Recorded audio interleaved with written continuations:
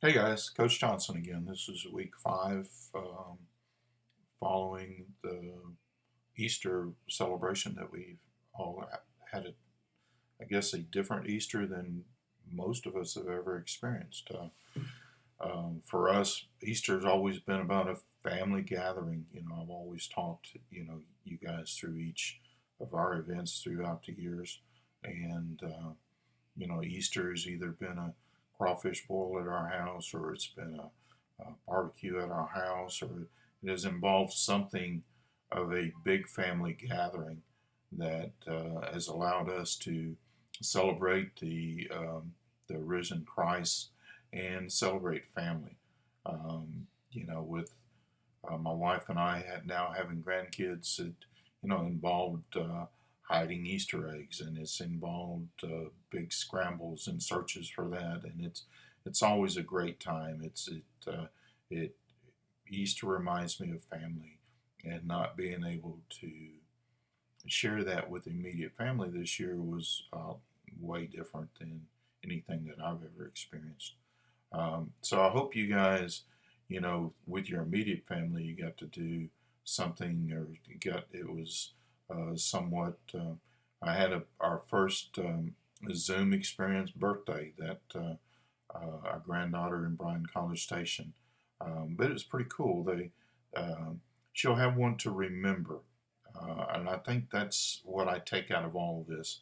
I hope you guys are somewhat in some of your quiet times, or taking an opportunity to write down some things that you remember from this, so that when you get to look back, you can say, "Hey, it was bad, but this is what we did, and it wasn't pleasant, but we figured this out."